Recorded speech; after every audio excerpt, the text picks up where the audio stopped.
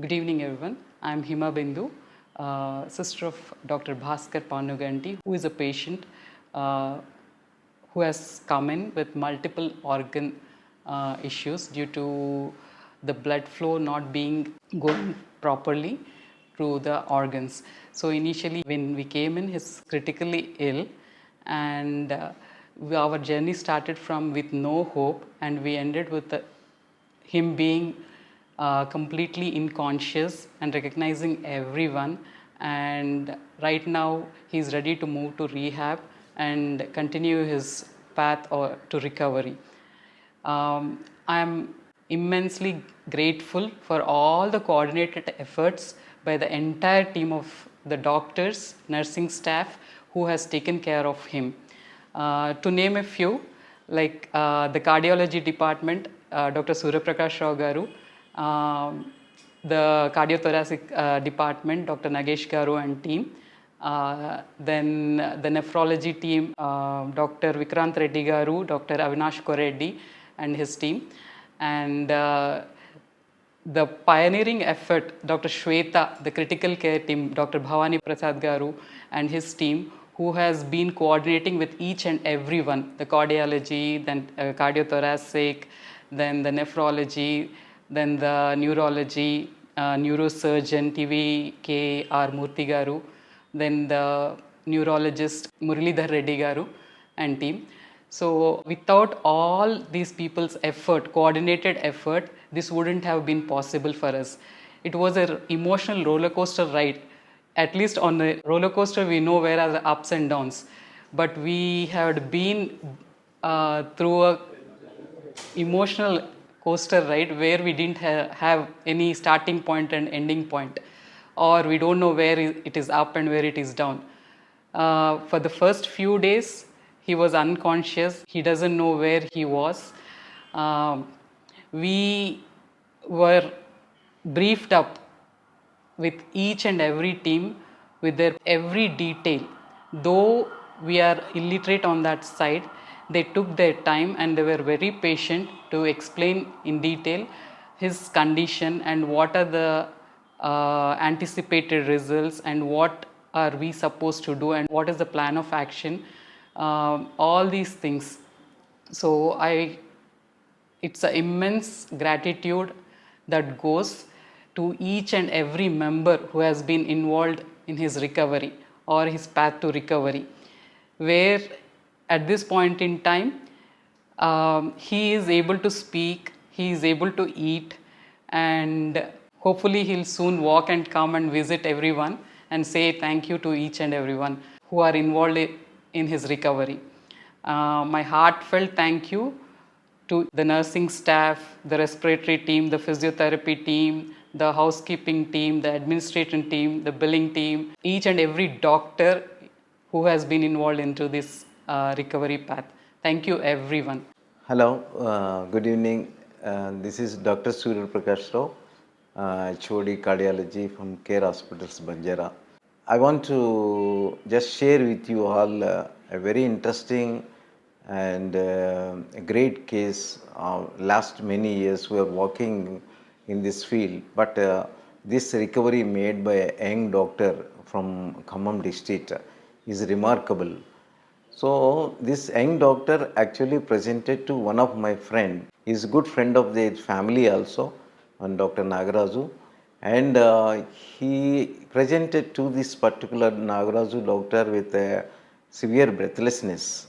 At a young age, this patient also himself is a doctor at 30 years age, presenting with breathlessness, which is not uncommon these days, having heart attacks at 30 years in India.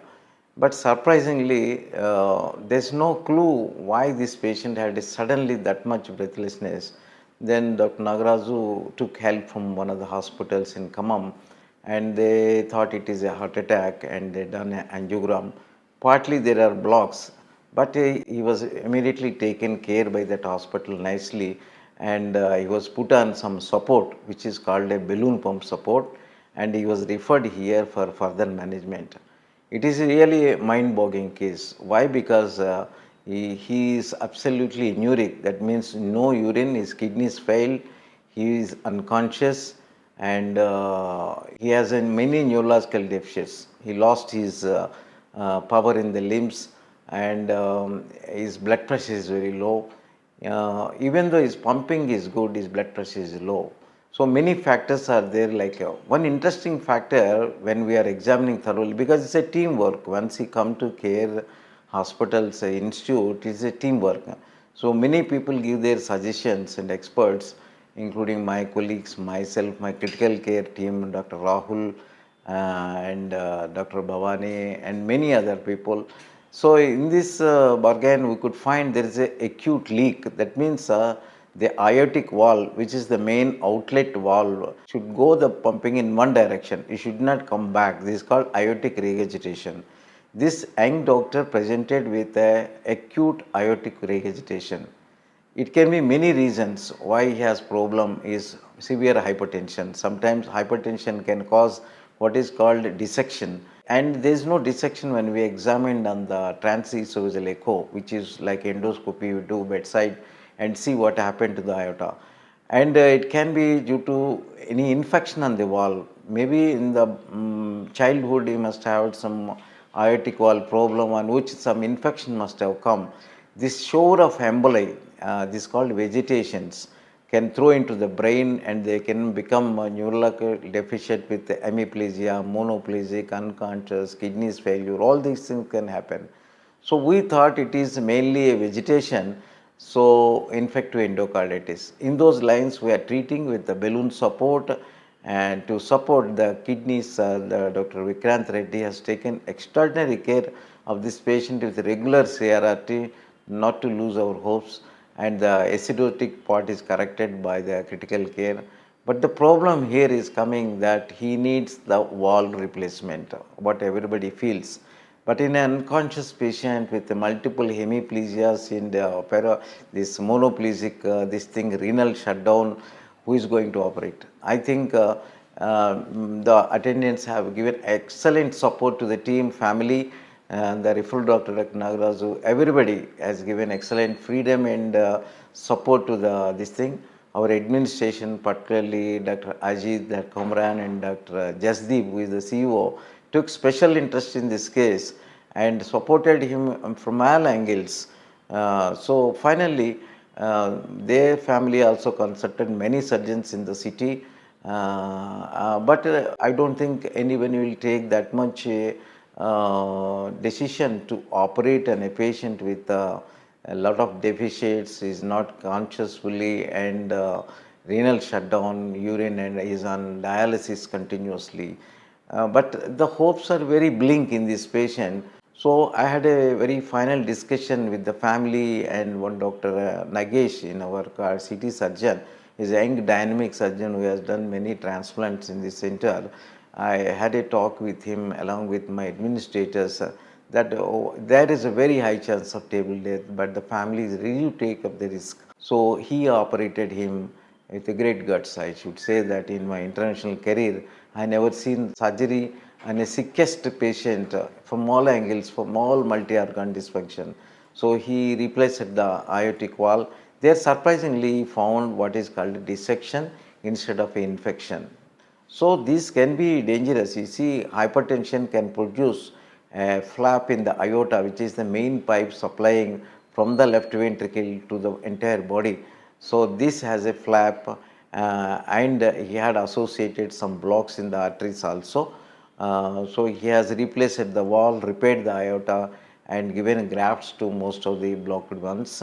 And this type of presentation little unusual, maybe having some arteriopathy, we call some arterial disorder, the endothelial dysfunctions can happen in these patients.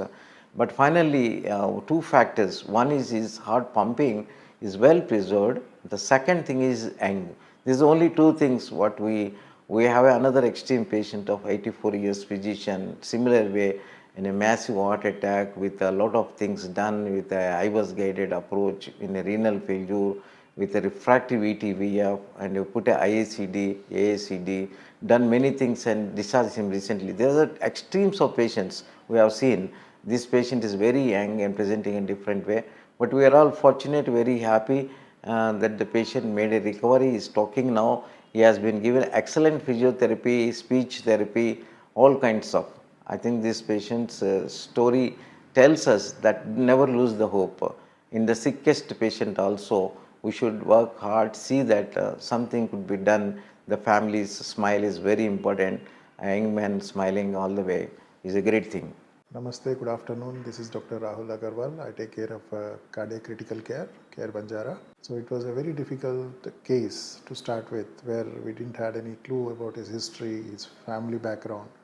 As he's a lone survivor at home, being a doctor returned from Australia, had to go to the native hospital nearby for a chest pain with an ECG changes. Having done an angiogram, found out to be having a triple vessel disease and in pulmonary edema. They have to intubate him, take care of his airway, pulmonary edema taken care, shifted and ventilator to the hospital. In the journey in care, his journey started with a lot of discussions happening around what could be the reason. Is it an MR or is it an infective? Because the doubt of infection has come because there was high grade fever. By the time he has reached us, he was spiking high grade fever and then he was in shock. So we had to do an TE, transthoracic echo. There was some suspicions of small vegetations on the wall. So in discussion, I thank all the team members who were involved in this case right from the beginning, from the time of suspect. Like I sir said, young age and good LV, preserved LV just gave us more confidence to fight for him. The entire family together has taken a very strong decision and high risk after explaining in such a critical subset.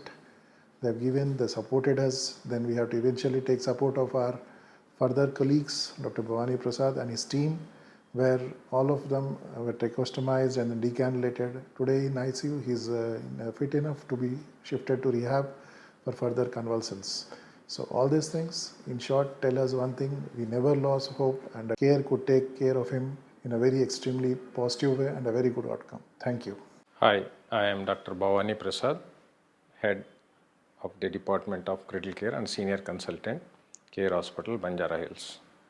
Patient Bhaskar, age 41 years, was shifted to Care Hospitals, Banjara Hills, with severe shock, was intubated and was shifted to our ICU from the periphery. So when we saw and evaluated, this patient had a severe aortic regurgitation and was in cardiogenic shock. So the main issue right here was to operate on this patient aortic regurgitation. But the main issue was the patient is in shock and he was having a acute kidney injury. So this was the main challenge to us when we encountered with him. We discussed in detail with the cardiothoracic surgery department, who also evaluated this patient and found that this patient has a high risk for going for the surgery. With discussion with the family, who are very much supportive to us, and with discussion, with rounds of discussion, we eventually went ahead and operated on him. So post-operatively, the patient was shifted again to the ICU with vasopressor requirement. He has no urine output and his arterial blood gases was suggestive of metabolic acidosis. So we had to start him on CRRT. So at this point of time, this patient, post-operatively was in shock, requiring vasopressors and also on CRRT, and the recovery seemed impossible. But with good nursing care and good critical care, ICU care, this patient gradually improved. But in between, we had a hiccup in terms of an acute ischemic stroke with hemorrhagic transformation of this patient. So because of this, the ventilatory requirement and the ventilatory duration of treatment gradually increased, and we had to eventually do a tracheostomy. Again, with a good supportive care and nursing care along with the critical care support, this patient slowly improved. Along with the physiotherapy department, which we have in our hospital, with a good physiotherapy and good rehabilitation, the patient slowly improved. We could even take him out of the ventilator. Eventually, we could wean him off the dialysis. Now, patient is well, sitting upright, talking to you, identifying the family, and he is ready to get discharged. Thank you.